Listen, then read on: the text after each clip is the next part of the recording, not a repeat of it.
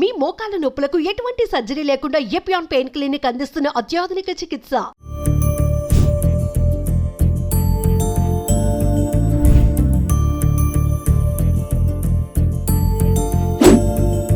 హైదరాబాదులో దిండిగల్ ప్రాంతంలో cement, iron, concrete ఈ మూడు లేకుండా ఇళ్ళను ఎప్పుడైనా కట్టడం చూసారా? కానీ ఇక్కడ కట్టారు. ప్రస్తుతం నేను ఆ ఇంటి ముందే ఉన్నాను.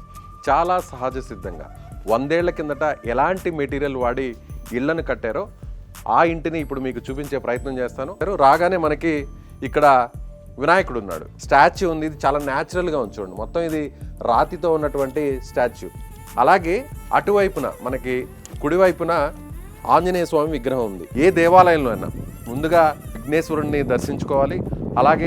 అలాగే దుష్ట శక్తులను అలాగే చెడు ప్రభావాలను దూరం చేసేటువంటి దేవుడు హనుమంతుడు.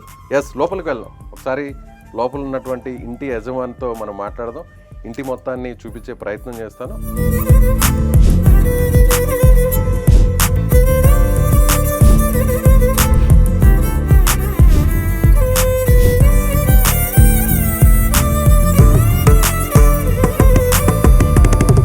నమస్తే అండి మేడం. హౌస్ ఓనర్ని, ఇంటి యజమాని పిలుస్తారా? హౌస్ ఓనర్ నేనేనండి. మీరేనా? అవునండి. ఓ చూసారా, నిజంగా ఒక తెలుగు వారిది అనుకున్నాము. కానీ ఇక్కడ చూస్తే మాత్రం మేడం ఫారినర్లా ఉన్నారు. కానీ అచ్చ తెలుగు ఆడపడుచులాగా, మహిళలాగా చీర కట్టుకుని ఉన్నారు. చాలా స్పష్టంగా తెలుగు మాట్లాడుతున్నారు మేడం. మేడం ఏ కంట్రీ నుంచి ఇండియాకి వచ్చారు మీరు? నేను ఫిన్లాండ్ నుంచి వచ్చాను. సో ఎన్ని సంవత్సరాల కిందట వచ్చారు? నేను ఇక్కడికి వచ్చి ఒక 16 సంవత్సరాలు అయింది. సో విండోస్ కూడా ఓపెన్గా ఎయిర్ రావడానికి చాలా పెద్ద విండోస్ ఉన్నాయి. డోర్స్ కానీ అన్నీ కూడా చాలా. అలాగే కర్టన్స్ కూడా రకరకాల డిజైన్స్తో కర్టన్స్ ఉంటాయి. కానీ చాలా సింపుల్గా పాతకాలంలో ఏ విధంగా సిల్క్తో ఆ క్లాత్ను వాడతారో అలాంటి సింపుల్గా కర్టన్స్ ఉన్నాయి. అలాగే ఇక్కడ మనకి చూడండి మేడం, ఇది హార్సెస్ ఉన్నాయి కదా, ఇవి ఏంటి? ఇది మెటీరియల్ ఇవి వుడ్ అండి. చాలా వెయిట్ ఉంది. వుడ్తో తయారు చేస్తారంట. ఎక్కడ ఇది లోకల్గానే దొరికిందా లేదా బయట నుంచి తెప్పించారు? ఇది బయట నుంచి తెప్పించాము. ఇవి రాజస్థాన్ డిజైన్లో అనుకుంటా. రాజస్థాన్ డిజైన్, రాజస్థాన్ నుంచి వచ్చాయి. సో ఇక్కడ ఇంకొక ఇంపార్టెంట్ విషయం, భగవద్గీత. చాలామందికి ఇప్పుడున్న జనరేషన్కి అసలు ఓన్లీ స్కూల్స్లో, కాలేజెస్లో ఉన్న బుక్స్ తప్ప భగవద్గీత అనేది చాలామంది పిల్లలకి తెలియదు. కానీ ఇక్కడ చాలా సాంప్రదాయంగా, చాలా సింపుల్గా ఉన్నారు ఈ ఫ్యామిలీ. చదివారా మేడం మీరు భగవద్గీత? నేను కొంతవరకు చదివాను, ఫుల్గా చదవలేదు. కానీ మా అత్తగారికి చాలా ప్రేమ. అసలు ఇలాంటి ఇల్లు జనరల్గా మనం సినిమాల్లో చూస్తుంటాం, చిన్నప్పుడు ఎప్పుడో పూర్వీకుల దగ్గర చూస్తుంటాం. కానీ ఇలాంటి టైంలో, ఈ టైంలో అసలు ఎవరు కూడా ఇలాంటి ఇళ్ళని చూడరు. మేడం ఇలాంటి ఇల్లు సినిమాల్లోనే చూస్తుంటాం. అసలు ఎలా అనిపించింది మేడం మీకు ఇలా ఇల్లు కట్టాలని? ఇలా ఇల్లు కట్టాలని మాకు చాలా రోజుల నుంచి ఐడియా ఉంది. అండ్ సినిమా వాళ్ళు కూడా వచ్చారు ఇక్కడ, షూటింగ్ చేశారు. Hit 2 cinema. హిట్ 2 సినిమా అడవి శేషుది. అవునండి, అడవి. ఈ ఇంట్లో, ఇదే ఇంట్లో. ఓ ఎస్, నాకు మొదటి నుంచి అనిపిస్తా ఉంది ఎక్కడో చూసాను. హిట్ 2 మూవీలో ఇల్లు మొత్తం అంటే ఆ ఇంటి సీన్స్ అన్ని ఇక్కడే చేశారా? ఇక్కడ చాలా సీన్స్ చేశారు. ఎక్కడెక్కడ చేశారు మేడం? ఒకటి అక్కడ మా వంటింట్లో చేశారు. వంటింట్లో చేశారా? ఇక్కడ ఈ టేబుల్ దగ్గర చేశారు. డైనింగ్ టేబుల్ దగ్గర చేశారు. అటు సైడ్ ఇక్కడ కోర్ట్ యార్డ్ లో ఒక పాత రికార్డ్ చేశారు. సాంగ్ కూడా ఓకే. హిట్ 2 మూవీలో ఉండే సాంగ్ అంతా కూడా ఇక్కడే షూట్ చేశారు. ఊరికే సాంగ్ ఉంది చూసారా? ఆ సాంగ్ మాత్రం ఇక్కడే షూట్ చేశారు. ఎన్ని రోజులు షూట్ చేశారు మేడం? ఒక 10 రోజుల వరకు చేశారండి. అంటే ఇంటిని చూశాక వాళ్ళకి ఇక్కడే తీయాలనిపించిందా, లేదంటే మీరేమన్నా వాళ్ళకి ఫొటోస్ పంపించడం అలా జరిగిందా? డైరెక్టర్ ఆయన లేదా ఆయనకి తెలిసిన వాళ్ళు ఇక్కడ చుట్టుపక్కల డ్రైవింగ్ లో ఉంటే వాళ్ళకి రోడ్ మీద నుంచి ఇల్లు కనబడింది. వాళ్ళు వచ్చి కనుక్కున్నారు ఇది ఏమిటి, ఇల్లు ఎలా ఉందో. ఆ తర్వాత వాళ్ళు ఫొటోస్ తీసి వాళ్ళ సినిమా వాళ్ళకి చూపించారు. ఇలా ఈ ఇల్లు ఉంది, ఇలా కొంచెం స్పెషల్ టైప్. ఆ తర్వాత మళ్ళా డైరెక్టర్కి ఇంట్రెస్ట్ పుట్టింది ఇక్కడ షూటింగ్ చేయాలని, శైలేష్ కొలను గారికి. ఓకే, మరి హీరో, హీరోయిన్ అందరూ, డైరెక్టర్స్ అందరూ ఇక్కడే ఉన్నారు? ఇక్కడే ఉన్నారా? అంటే వాళ్ళు పొద్దున్న వచ్చి సాయంత్రం వెళ్ళేవారు. మేడం ఈ డిజైన్ అంతా మీరు మీ ఇష్టంతో కట్టారా, లేదా సార్ ఇన్వాల్వ్మెంట్ ఏమైనా ఉంటుంది?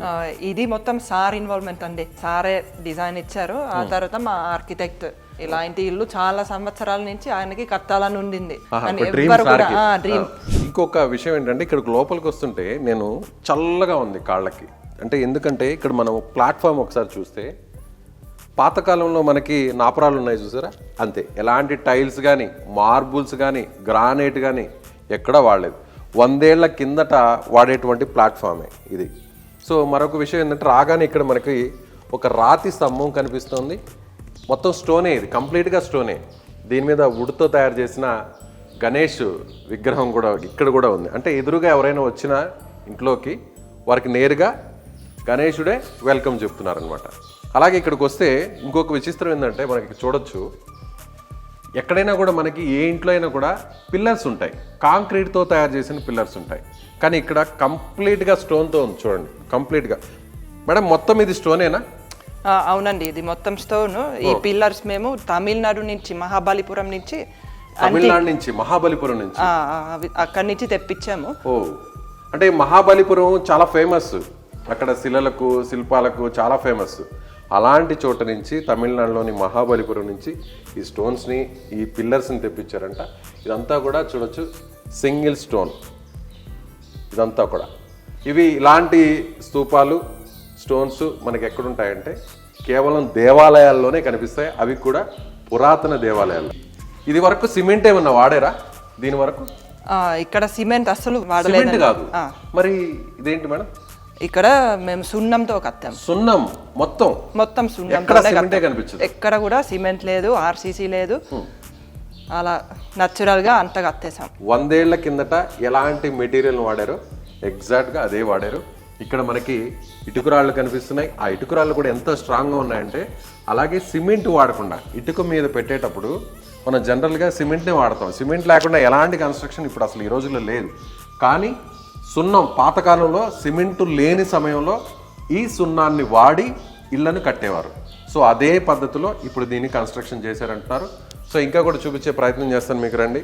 ఇక్కడ మనం కొన్ని షెల్ఫ్లను తీసుకొస్తుంటారు, చాలా చాలా కాస్ట్లీగా ఉండేటువంటి మెటీరియల్ తీసుకొచ్చి వుడ్ వర్క్ చేయిస్తుంటారు ఎక్కడికైనా కూడా.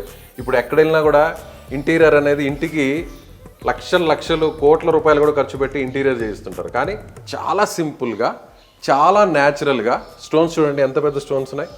వీటిని సున్నంతో పేర్చి ఇక్కడ ఒక గ్యాప్ లాగా వచ్చే విధంగా, అంటే ఒక షెల్ఫ్ లాగా వచ్చే విధంగా పెట్టి వాటిల్లో కూడా వుడ్తో తయారు చేసిన దేవుడి బొమ్మలు, వాటికి లైటింగ్ కూడా ఎంత సింపుల్గా అరేంజ్ చేశారో చూడండి. వాటికి పైన ఒక రాయి, కింద ఒక రాయి. ఇలాంటివి మనకి దేవాలయాల్లో కనిపిస్తుంటాయి, గుళ్ళల్లో కనిపిస్తుంటాయి. ఇలాంటి డిజైన్ అంటే పూర్వకాలంలో ఇలాంటి డిజైన్తో కట్టేవారు.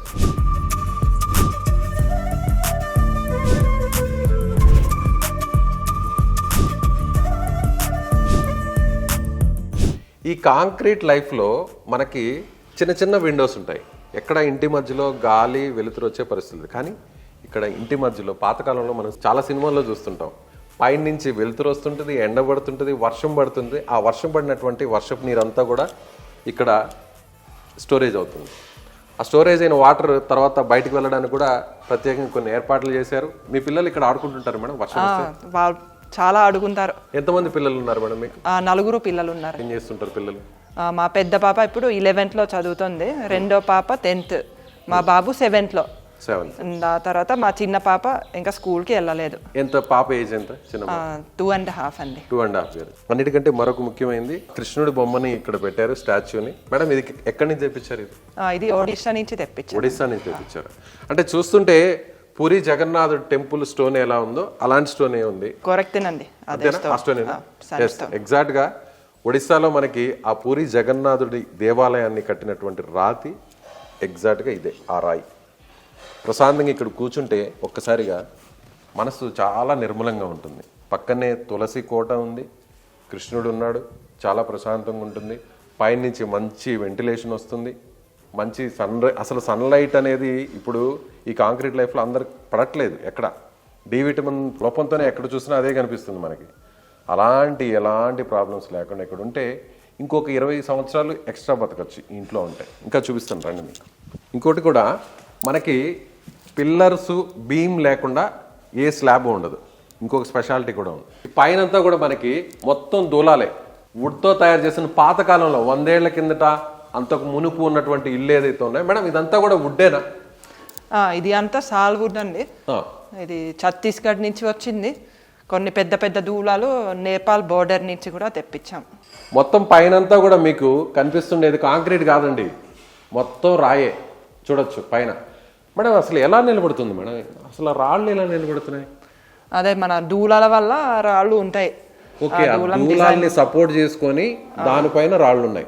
ఇక్కడ మన ఈ చెక్క పిల్లర్స్ ఉన్నాయి, రాతి పిల్లర్స్ ఉన్నాయి, వాటి వల్ల మనకి సపోర్ట్ వస్తుంది. మామూలుగా పిల్లర్ లోపల ఐరన్ ఉంటుంది, ఐరన్ రాడ్స్. ఆ తర్వాత పిల్లర్ వస్తాయి, దానిపైన బీమ్స్ వచ్చి దానిపైన స్లాబ్, కాంక్రీట్ స్లాబ్ ఉంటుంది. కానీ ఇక్కడ ఎక్కడ చూసినా కూడా ఇద్దండి వుడ్, కంప్లీట్ వుడ్. ఇది ఈ సైజులో వుడ్ దొరకడం అనేది అసలు ఎక్కడా లేదు, ఉండదు. సో దీన్ని బేస్ చేసుకొని ఆ పైన దూలాలు ఉన్నాయి, దూలాల పైన రాళ్ళు ఉన్నాయి కంప్లీట్గా. రైట్. అలాగే ఇటు సైడ్ వస్తే వాళ్ళు మనకి చూడొచ్చు ఎంత పెద్ద పెద్ద స్టోన్స్. ఇంత పెద్ద స్టోన్స్ ఎక్కడ దొరికాయి మేడం? అంటే న్యాచురల్గా ఉన్న వాటినే మీరు ఇక్కడ బిగించారా, లేదంటే ప్రత్యేకంగా తెప్పించారా? ఇవి న్యాచురల్గా అంటే ఇక్కడ మా ఇంటి పక్కనే ఒక క్వారీ ఉంది, సో అక్కడి నుంచి తెప్పించాము. అంటే మనకి బేస్మెంట్ లో పాత కాలంలో వాడేవారు, ఇంత పెద్ద బండరాళ్ళు వేసి వాటిని కింద భూమి లోపల సపోర్టింగ్ కోసం వాడేవారు. దాన్నే ఇక్కడ ఒక కంప్లీట్గా ఒక వాల్గా చేశారు. దీని లోపల ఒక రూమ్ ఉంది, ఒక బెడ్రూమ్ లా ఉన్నట్టుంది. ఇది పాతకాలంలో ఎలాంటి మనకి డోర్స్ ఉంటాయో ఆ డోర్ ఉంది. ఆ పైన డిజైన్ కూడా చూడొచ్చు. సో కింద కూడా పసుపు కుంకుమ కనిపించే విధంగా కలర్స్తో ముగ్గులు అవన్నీ కూడా ఉన్నాయి. ఇక్కడ పైన చూడండి, ఎక్కడ ఎలాంటి కాంక్రీట్ కానీ బీమ్ లేదు, రాయి సపోర్టింగ్గా రాయి పెట్టారు, ఒక నాపరాయి. ఆ నాపరాయి మీద స్టోన్స్ పెట్టారు. అసలు మామూలుగా ఇలాంటివి ఎలా నిలబడతాయో, అందులో ఇన్ని సంవత్సరాలు ఎలా నిలబడతాయంటే పూర్వీకులు కట్టేటువంటి వాడేటువంటి మెటీరియల్లే కారణం. మేడం చుట్టూ కొన్ని పెయింటింగ్స్ కనిపిస్తున్నాయి, అవి న్యాచురల్గా లేదంటే ఏదైనా బయట నుంచి ఏమైనా కొనుక్కొని తీసుకొచ్చారు? బయట నుంచి మేము ఏం కొనుక్కుని తీసుకురాలేదు. ఇక్కడ మా ఆయన వాళ్ళ బెస్ట్ ఫ్రెండ్ ఆనంద్ అని ఉంటారు, ఆయన పెయింటింగ్ చేశారు, నేను కూడా ఒకటి వేశాను. ఆ తర్వాత పాత ఫోటోలు కూడా మేము చేయించాము. చూడండి అక్కడ కనిపిస్తున్నాయి కదా, అలాగే ఇక్కడ కనిపిస్తున్నాయి. మీరు వేసిన పెయింటింగ్ ఏది మేడం? నేను వేసిన పెయింటింగ్ ఇది డ్రాయింగ్. ఓ డ్రాయింగ్. ఎవరి ఫోటో మేడం ఇది? ఇది మా అత్తగారు వాళ్ళ అమ్మగారు. ఓకే, అంటే మీ అత్తగారి వారి అమ్మవారు. చూసారా, పూర్వీకుల్ని గుర్తుపెట్టుకున్నారు కాబట్టి అలాంటి ఇంటినే కట్టుకున్నారు. అప్పట్లో పూర్వీకులు ఇల్లు ఎలా ఉన్నావో అలాంటి ఇంటినే వీళ్ళకి స్వయంగా నిర్మించుకున్నారు. మేడం వేసినటువంటి ఆర్ట్ అంటే ఇది. ఆ స్టైర్ కేస్ కూడా ఒకసారి చూస్తే మీరు చూడొచ్చు, చాలామంది అంతా కూడా లిఫ్ట్లు పెట్టుకుంటుంటారు, రకరకాలుగా మెటీరియల్స్ని యూజ్ చేస్తారు. కానీ అక్కడ చూస్తే వుడ్తో ఉన్నవే, అవి కూడా రాళ్లతో ఉన్నవే. మేడం ఏసీ ఏమన్నా ఉందా ఇంట్లో?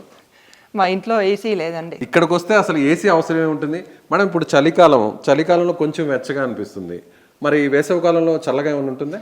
వేసవి కాలంలో కూడా సిటీ కంటే ఇక్కడ చాలా చల్లగా ఉంటుంది. చాలా చల్లగా ఉంటుంది.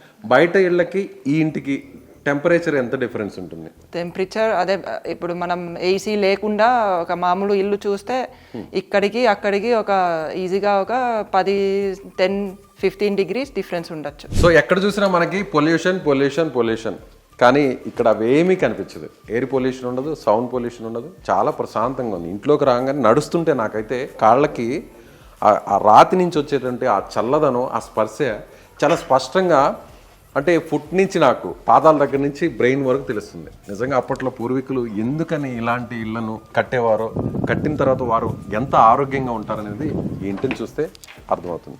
నిజంగా thank you madam, thank you so much. మీకు ఇంత మంచి ఇంటిని నాకు చూడడం నాకు చాలా ఆనందంగా ఉంది. అలాగే మా వ్యూవర్స్ కూడా, సుమన్ టీవీ వ్యూవర్స్ కూడా చూపించడం చాలా సంతోషంగా ఉంది. అదే మీకు సంతోషంగా ఉంటే నాకు చాలా సంతోషం, వచ్చినందుకు చాలా థ్యాంక్స్ అండి. ఇలాంటి ఇళ్లలో ఉంటే ఎంత మనసు హాయిగా ఉంటుందో, నాకు ఇక్కడ కేవలం ఒక 1 అవర్ ఉన్నందుకే నాకు చాలా హ్యాపీగా ఉంది. ఆ ఫీలే మారిపోయింది నాకు. సో ఇది ఈ ఇల్లు చూశాక మీకేమనిపిస్తుంది? ఇలాంటి ఇంటిని ఎప్పుడైనా మీరు చూసారా? చిన్నప్పుడు మీరు ఇలాంటి ఇళ్ళలో ఎప్పుడైనా ఉన్నారా? ఉంటే ఖచ్చితంగా కామెంట్ చేయండి. అలాగే లొకేషన్ కూడా చెప్పండి. ఆ ఇంటిని మేము కూడా వచ్చి హోమ్ టూర్ చేసే ప్రయత్నం చేస్తాం. Thank you.